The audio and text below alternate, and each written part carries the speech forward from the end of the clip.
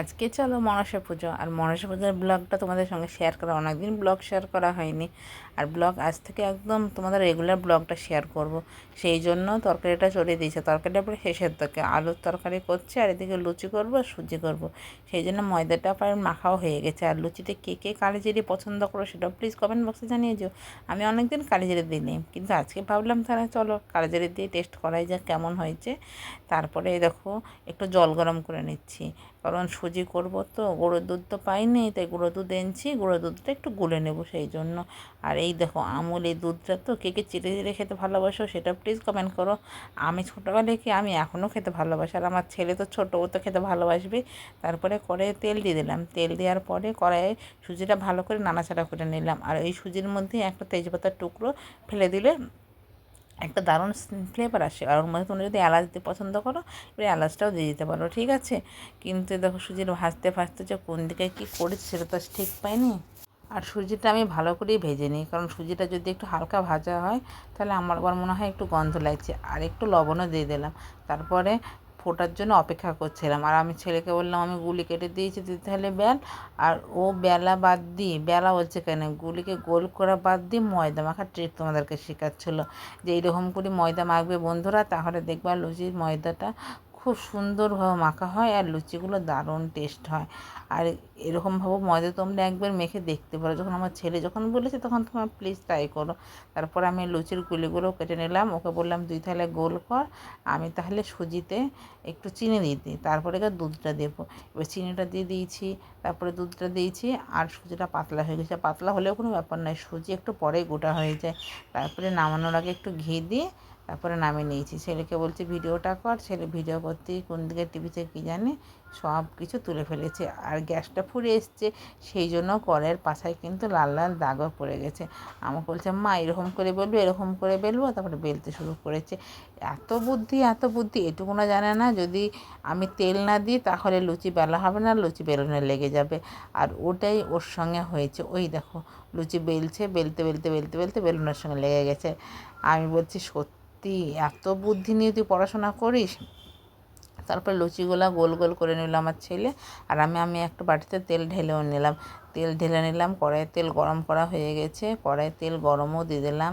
তারপরে ঝান্না হাতা আর যাতে লুচিগুলো রাখবো ভেজে ভেজে সেটাও নিয়ে দিলাম। তারপরে লুচিগুলো বেলে নিই। এবার একসঙ্গে লুচি একটা একটা করে বেললে ছাড়লে তো ভাজলে খুব টাইম লাগে। তুমি যদি কিছু লুচি বেলে নাও তো তাহলে লুচি ভাজাটাও সুন্দর হয়, আর ওয়েট করতে হয় না যে লুচি ফুরে গেছে। একটু বেশি তেল দিলে তো তাড়াতাড়ি লুচি ভাজাটা হয়ে যায়। আর রিফাইন তেলটা একটু কম ছিল বন্ধুরা, সেই জন্য একটু সরষের তেল দিয়ে দিচ্ছি। সরষের তেল দিলে কোনো প্রবলেম হয় না, কিন্তু লুচির কালারটাও চেঞ্জ হয়ে যায় আর একটু ফ্লেভারও চেঞ্জ হয়ে যায় লুচির। আর লুচি ফুলকো ফুলকোও হচ্ছিলো, কিন্তু ছেলে ভাজছিলো, আমি প্রথমে ভাজছিলো, তো আমি বললাম তোকে ভাজতে হবে না, আমি তাহলে ভাজি, তারপরে তুই তখন আমি যখন এই লুচিগুলো বেলবো তখন তুই ভাজতে চলে আসবি। আর যারা যারা আমার ব্লগগুলো দেখছো কিন্তু ভিডিও এখনও সাবস্ক্রাইব করোনি, তারা প্লিজ চ্যানেলটা সাবস্ক্রাইব করে নিও। কারণ তোমরা সাবস্ক্রাইব ভিডিও দেখছো কিন্তু সাবস্ক্রাইব করছো না, তাহলে কি চলে বলো? তোমরা তো আমার বন্ধু, আমার পরিবার, পরিবারের মানুষরা তো পাশে থাকবে, এটাই তো নিয়ম। সুখ দুঃখে খারাপ লাগলে অবশ্যই কমেন্ট বক্সে জানিয়ে যাও যে কোনটা খারাপ লাগছে কোনটা ভালো লাগছে, সেটা তো অবশ্যই। কারণ সবাই যে পারফেক্ট হবে তার কোনো মানে নাই, মানুষের ভুল থেকে সংশোধন করার চেষ্টা করে। তাই যদি কোনো কিছু ভুল হয় ব্লগের মধ্যে তো অবশ্যই জানিয়ে দিও।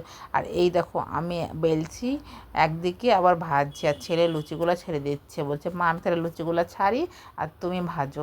আমি তাহলে ভাজতে লাগলাম। তারপরে ও লাস্টের দিকে আবার ছেলে বলছে মা তুমি তাহলে লুচিগুলো বেলো, এখন তো লুচি অল্প আছে, তখন আবার তেল হচ্ছে পড়ে থাকবে, ঠান্ডা হতে হবে, তারপরে আবার লুচি জ্বালাতে হবে, এই গ্যাসটা জ্বালাতে হবে। কী ভুলভাল বলছি তোমাদেরকে বন্ধুরা। তারপরে আবার খেতে চলে এসছে, দুই জায়গায় বেড়ে নিচ্ছে, লুচিগুলো দিয়ে দিচ্ছে, দেখো আলুর তরকারিটাও দিয়ে দিলাম।